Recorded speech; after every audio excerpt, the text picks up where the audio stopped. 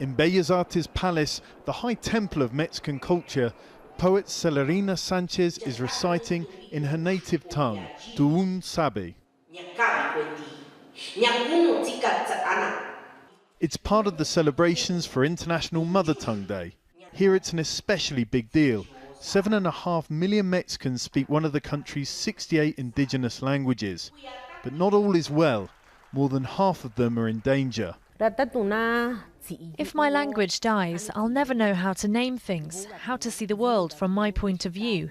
I wouldn't be able to do that. The loss of native languages hasn't happened by accident here. Indigenous people have historically been discriminated against, even punished for speaking their languages in schools. Migration to cities or the US has also taken its toll. Rennie says he's now one of the only young people from his village in the Triqui region to still play the old songs.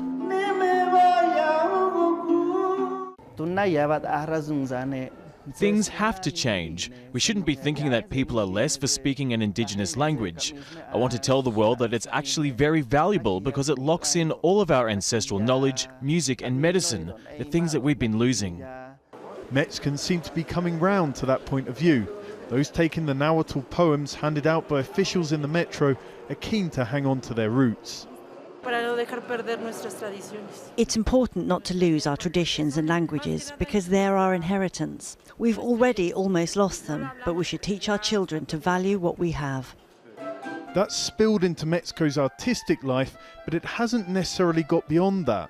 There's increasingly acceptance and support for cultural events like this one, but linguistics experts and indigenous leaders say that it's in the day-to-day that things still need to change. For example, in hospitals, even in indigenous areas, there's often a lack of interpreters, so people can't tell doctors exactly what's wrong with them. The same in the judicial system, in which indigenous people have been sent down without really know what's going on in their trial. Those are the harder, less visible changes that the new government will have to also engage with if it wants the country to continue celebrating, not mourning, its mother tongues. John Holman, Al Jazeera, Mexico City.